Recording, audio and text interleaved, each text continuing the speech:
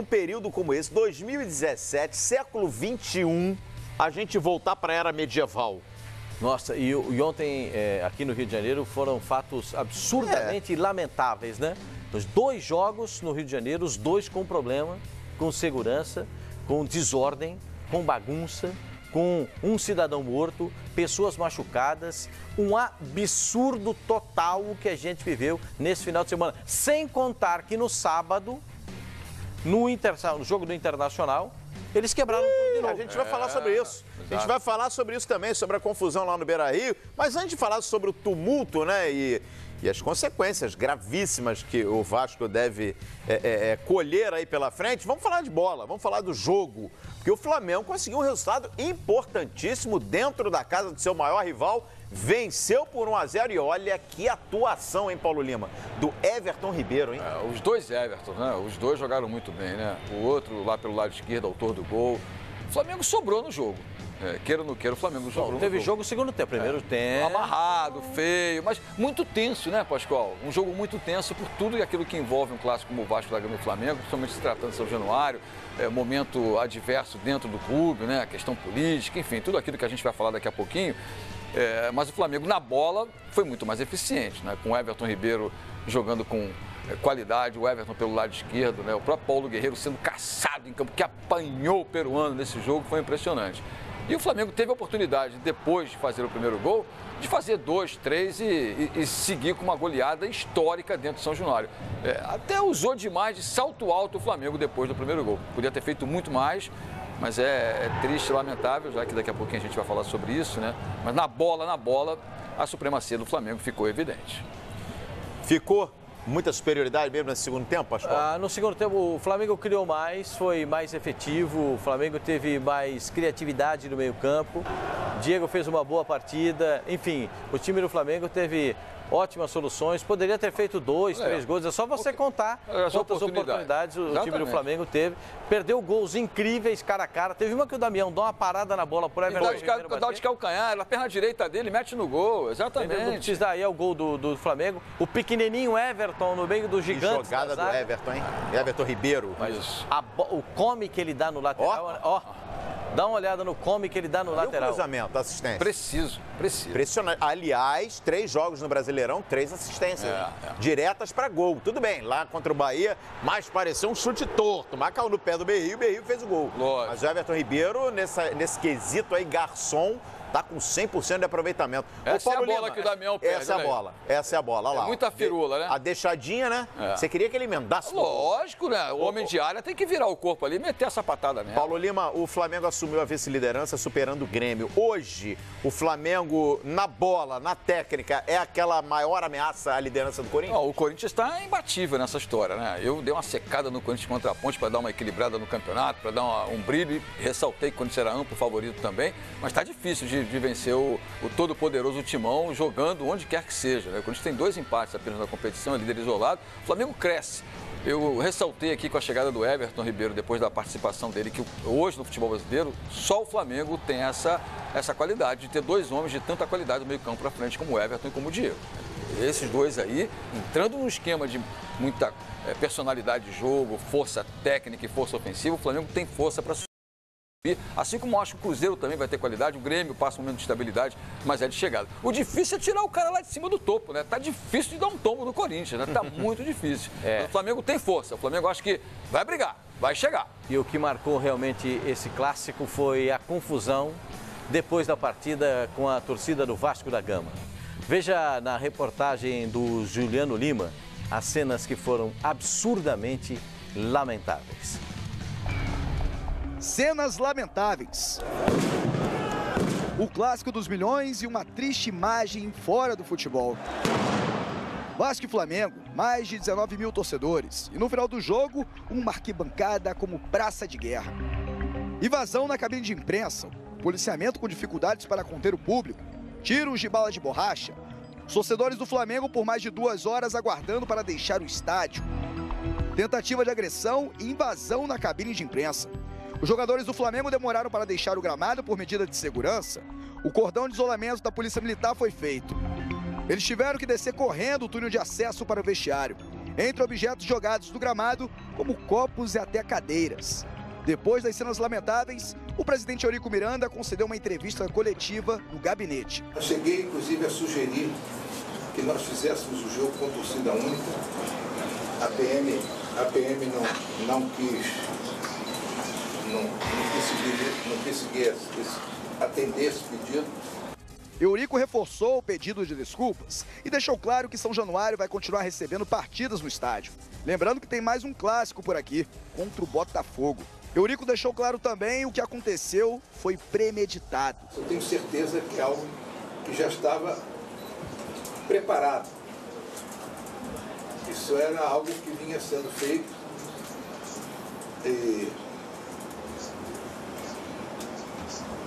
para que nós tivéssemos, da primeira derrota que nós tivéssemos aqui em São Januário, já houve uma tentativa no jogo do Corinthians. E da primeira derrota que nós tivéssemos aqui em São Januário, isso viesse a acontecer. Na cabine, torcedores invadiram e tentaram agredir companheiros de imprensa. Equipes da Band, Esporte Interativo, Lance e Fox Sports. Se é isso, que eu não sei se são essas cabines. Eu presenciei que estavam, o pessoal das cabines é que estava botando os torcedores para dentro. Você sabe também, isso independe da minha vontade. Quando eu peço desculpa geral. Desculpa geral. Eu não sei pontualmente de casos que aconteceram aqui ou ali. É evidente, isso daí é lamentável. Isso você não qualifique essas pessoas como torcedores. Essas pessoas são vândalos, bandidos. Resta saber se o clube será punido ou não. Nem estou preocupado com as consequências desse que aconteceu aqui, mas uma coisa tem que ficar muito clara: esse é um estádio absolutamente seguro, com todas as condições para se realizar uma partida de futebol. E o procurador-geral do Superior Tribunal de Justiça Desportiva, o Felipe Bevilacqua, ele falou ontem ao Fox Sports sobre providências que irá tomar depois desses episódios aí em São Januário. A pena do STJD, existe um artigo específico para a violência dentro do estádio, que é o artigo 213 do CBJD. Ele prevê uma pena de até 10 perdas de mando de campo e uma multa de até R$100 mil. Isso não impede, dependendo do que ocorreu no estádio, eu não tenho conhecimento por completo de tudo que aconteceu, se esse artigo ele pode ser infringido mais de uma vez. Então a Procuradoria ela pode sim denunciar o clube por atos repetidos de um mesmo artigo. Então essa punição na pena máxima ela pode chegar a 20, 30 mandos de campo. Nós vamos avaliar para saber se realmente essas bombas foram atiradas da torcida, houve uma falha grave de segurança e o CBJD ele prevê que o clube seja punido por conta desses atos de violência da torcida. Porque a Justiça Desportiva e o CBJD, como é um regulamento que vem da FIFA, uma cópia do regulamento disciplinar da FIFA, da UEFA, ele tem nos atos de violência de um caráter pedagógico de punir a torcida por conta de atos que possam prejudicar o clube. Punir o clube por atos da torcida que possam prejudicar o clube. Então, a verdade é que a intenção da Justiça Desportiva é dar um caráter educativo, um caráter pedagógico a esse torcedor, demonstrando que se ele repetir, se ele reiterar esse ato, o clube vai ser punido e ele vai ser prejudicado, ele e a torcida como um todo. Só que o nível de violência que nós chegamos, o nível de agressividade, com mortes, com agressões de extrema violência, invasões de campo, eles são muito além, eles vão muito além da competência dos limites da Justiça Desportiva, ou pelo qual a Justiça Desportiva se propõe a defender. A Justiça Desportiva ela tem um caráter disciplinar. A gente não pode confundir uma pessoa que um assassinato e achar que a Justiça Desportiva tem condições e competências ou capacidade de fiscalização numa situação dessas. Não, nesse caso do cidadão que foi morto do lado de fora, no confronto com a polícia, cabe à Justiça resolver. O STJD tem que resolver no âmbito desportivo, os acontecimentos na praça esportiva. Do lado de fora, cabe à Justiça determinar o que vai acontecer. Ministério Público, né? O Ministério Público, inclusive, que também vai pedir a interdição do estádio de São Januário. Aliás, a informação vai pedir preventivamente, antes mesmo do STJD anunciar qualquer punição, marcar dia de julgamento, o Ministério Público já deve encaminhar, protocolar no início dessa semana a interdição preventiva. Bombas de fabricação caseira com os torcedores do Vasco da Gama sendo atiradas contra a polícia e contra jogadores e a equipe de arbitragem, jogadores do Flamengo e equipe de arbitragem. Os acontecimentos do lado externo do gramado e do lado interno do gramado, dentro de campo e fora de campo. O relatório do árbitro que diz tudo o que aconteceu porque ele estava dentro do campo e ele fez um relatório bem detalhado daquilo que ele viu. O presidente do Vasco da Gama, Paulo Lima, Eurico Miranda, pede desculpas pelo acontecido. É a terceira vez e a coisa veio se agravando. Daquele confronto dos seguranças com torcedores, depois de torcedores contra a polícia, para o fato acontecido ontem, são cenas absurdamente, no sábado, melhor dizendo, são cenas absurdamente lamentáveis. Eu acho que tem que chegar uma hora. E outra coisa, na minha visão, a partir do momento que uma pessoa sai ferida do estádio, a partir do momento que há uma pessoa morta, o futebol não vale a pena. E o detalhe importante, Pascoal, pelo menos é uma ótica que eu tenho sempre quando eu falo de São Januário, né? E ressalto sempre aqui, reforço, é um dos estádios mais aconchegantes para se ver futebol. Você está ao lado do campo, você está perto do jogador, a coluna social ali, a parte de estrutura do Vasco. Não estou aqui querendo fazer advogado do diabo, muito pelo contrário. Mas não dá para você ser pautado no estádio São Januário pela atitude de pessoas que levam um comportamento marginal, um comportamento anárquico para dentro do campo. Isso tudo, desculpa o presidente Eurico Miranda, a questão política e social que vive o clube, também passa por ele, não é novidade, né? Não é novidade. O Eurico também tem um pouquinho de pimenta nessa história, ele acelera o tempero quando fala de política, não é novidade. Isso a gente vê as últimas recentes publicações aí de candidatos da oposição que estão sendo mostrados na mídia, e o Eurico tem sempre para dar uma alfinetada em um no outro. Mas não pode o futebol brasileiro, e principalmente o estádio de São Januário, a colina histórica de São Januário, ser punida com essa veemência. O campo de jogo, ele é ótimo que seja punido, que o Vasco pague essa punição, que o Vasco seja punido com excelência nesse momento. E que São Januário permaneça ad eterno como um estádio que tem história, um estádio que tem exatamente aquilo que o torcedor gosta, de ver bons jogos, respeito de torcida. E por sorte ontem não tivemos o confronto direto com a torcida do Flamengo. Por sorte ontem o policiamento adequado, reforçado, isolou e mesmo com a provocação da torcida do Vasco, teve mantida a ordem naquele espaço. Imagina você se tivesse o confronto com o grupo de torcedores do Flamengo, com aquela selvageria que vimos ontem, uma praça de guerra, um momento, olha, que momento triste para a brilhante história de São Januário. Tem que ser punido, tem que ser fechado, o torcedor tem que pagar, não tem que ver seu time, sem dúvida nenhuma, mas não dá para manchar e sujar a história de campo de São Januário. A brilhante colina histórica do Vasco tem que ser mantida integralmente como estádio íntegro. A história toda do complexo São Januário não pode ser manchada. Jogar a conta de São Januário só, a fragilidade, a chegada, o contorno, saída, chegada, não passa. O que passa é pela atitude de selvagem, marginal. Os caras vão para dentro do estádio com bomba caseira, premeditados, como disse o Eurico, premeditados.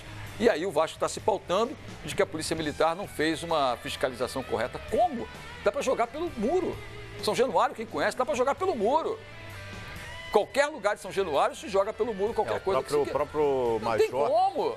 Que estava ontem no comando, né, da operação no estádio de São Januário, ele chegou a admitir, sim, que é complicado você fazer uma revista. É um pente fino, exatamente. Ou então tem que fazer como se faz em Copa do Mundo, a 1 quilômetro de distância, você vai fazendo um corredor. Aí não é possível. Porque o fluxo, né, o fluxo de pessoas que passa ali, o fluxo que passa ali momentos antes da partida, é muito complicado você parar um cidadão, olha, tira o tênis, tira... Lógico. Como se faz geralmente nos aeroportos, né? Mas no estádio de futebol, realmente, a gente sabe que é muito complicado esse tipo de procedimento numa revista, né? Mas a gente já percebeu aí, né? Quem acompanhou ontem a entrevista do Eurico Miranda e mostramos ao vivo no Rodada Fox, já dá para fazer uma leitura da linha de defesa que o Departamento Jurídico do Vasco vai se apoiar, né? Vai tentar dividir a culpa com a Polícia Militar. Isso daí, para mim, ficou bem claro, né? Agora é aguardar. Vamos aguardar. Ainda hoje no Bom Dia Fox a gente vai atualizar informações, né, sobre tudo que aconteceu ontem em São Januário. Infelizmente, né, tivemos uma fatalidade de um torcedor morto já na rua, né, ali nas proximidades do estádio, um confronto de torcedores com a polícia militar. Não, menos mal. Foi na rua. E esse torcedor, infelizmente, veio a falecer. O Ricardo Lai já está aí atrás da informação, enfim, atrás de informações, e a qualquer momento ele pinta aqui no Bom Dia Fox, dando uma atualizada, né? Claro que o torcedor do Vasco, naturalmente, aquele torcedor de bem, né? Ele está apreensivo, né? É bem possível que o Vasco não jogue mais no Campeonato Brasileiro desse ano em São Januário. Se forem 9 partidas, como estão dizendo, o Paulo, ele só jogará mais 2. Exatamente. Mais 2 vezes em São Januário. Tirando as 9, são 11 partidas que o Vasco ainda tem em casa. E a punição vai ser longa, o Pascoal. Se você tirar 9, o Vasco só teria 2 partidas em casa. Qual é o grande trunfo do Vasco nesse campeonato? 15 pontos conquistados em casa e 1 ponto conquistado fora no empate contra o Coritiba. 2 derrotas do Vasco da Gama no Campeonato Brasileiro em casa. Uma 1-0 para o Flamengo, vice-líder do campeonato. E a outra, por goleada para o Corinthians, mas é o Corinthians. O líder do campeonato sobrando.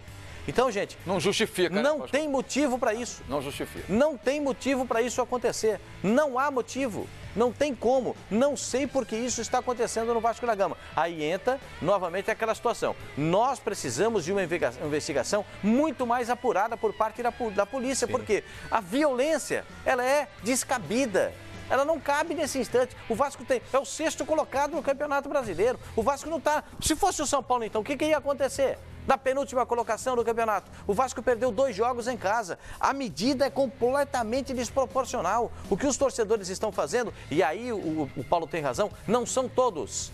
Não são todos. Me parece que são facilmente identificados. As imagens estão aí. Se a polícia quiser aproveitar, ótimo. Eles podem se aproveitar das imagens de todos os canais de televisão para punir essas pessoas. Está muito claro quem é que fez isso, porque isso acontece. Depende da polícia chegar a um ponto e estabelecer uma norma, porque não é possível que isso aconteça no estádio. Concordo com o estádio de São Januário. Ninguém vai apagar a história de São Januário, dos discursos políticos, da beleza, da forma que São Januário foi construído, com as pessoas doando dinheiro e doando suor para construir o estádio de São Januário. Esses caras que vão fazer isso, eles nem sabem que São Januário foi construído dessa forma. Eles não sabem que políticos importantes da história do país fizeram os principais discursos no estádio de São Januário. Eles não sabem da história muito menos da história do Rio de Janeiro, da história do país. Então, essas pessoas que fazem esse tipo de coisa, eles não conhecem o que é São Januário, o que isso representa para o Brasil. Por isso que São Januário tem que ser preservado do jeito que está, não pode ter transformação, não pode ser modificado, porque ali é histórico. A colina é histórica e isso precisa ser preservado. Esses caras que fizeram isso nem sabem o que é Vasco da Gama, não sabem o que é a história de São Januário. Às vezes eu penso que esses caras nem pro Vasco torcem. Pode ser. E a gente está vendo números aí, do confronto Vasco e Flamengo, vencido pelo Flamengo, e olha só. Posse de bola, a gente teve praticamente meio a meio ali, nesse 55-45. Finalizações, Vasco até finalizou mais que o Flamengo, uma finalização a mais. E aí o que chama a atenção, que apesar de todo esse clima hostil, dentro de campo, apenas 5 cartões amarelos, nenhuma expulsão, né? Pelo menos na bola ali. O Daronco contemporizou em algumas situações. Aquela entrada do Luiz Fabiano, depois do cartão amarelo. Uma outra entrada do meio de campo que poderia causar... O Guerreiro foi muito caçado em campo também. Muito caçado. Então, teve bastante coisa. Agora, aí louva-se a atitude do árbitro, né? O árbitro também tem que entender o que está acontecendo, para ele não se prejudicar e não prejudicar o espetáculo. O que ele fez? Deixa eu tocar a minha bolinha aqui, e ele apitou com tranquilidade. No lance reclamado pelo Vasco, do gol feito pelo Pikachu, o que aconteceu? Teve a falta... Lá do outro lado. Teve a falta lá no começo, na origem da jogada, no zagueiro do Flamengo. O árbitro parou o jogo, apitou para lá e ficou apontando para cá. A jogada virou para cá, o Pikachu fez o gol, mas o lance estava parado. Ele teve Vasco, tranquilidade. O Pascoal, a torcida, a diretoria, e até a Dandini vai falar daqui a pouco sobre isso também, tem um toque de mão do Everton Ribeiro dentro da grande área. E que, na minha observação, bem... Você achou pênalti? É bem possível. Do jeito que a arbitragem está marcando qualquer toque de mão, eu também marcaria. Mas a Nadine vem daqui a pouco falar sobre isso. Mas independentemente da não marcação ou da possível marcação se acontecesse, apesar dos números, os números às vezes são mentirosos, né? Porque posse de bola, conclusão a gol, mas as principais oportunidades de gol, os goleiros que trabalharam muito mais, que tiveram muito mais fazer dentro de campo, o Flamengo foi muito superior. Muito bem, e a gente passa agora então para o líder do Campeonato Brasileiro, o Corinthians, hein? O Corinthians recebeu a Ponte Preta no reencontro do Emerson Sheik com o Bando de Loucos e deu Corinthians de novo festa na Arena em Itaquera. Confere aí. Era noite de lembrar os 5 anos da Libertadores e de reverenciar. Só que não. Não, Sheik. É ídolo. Mas hoje o Balbuena vai acabar com você, Sheik. Acabar com você, Sheik. Jogar contra o Corinthians, ele se motiva, jogar contra equipes grandes. É um amigo que eu tenho, que eu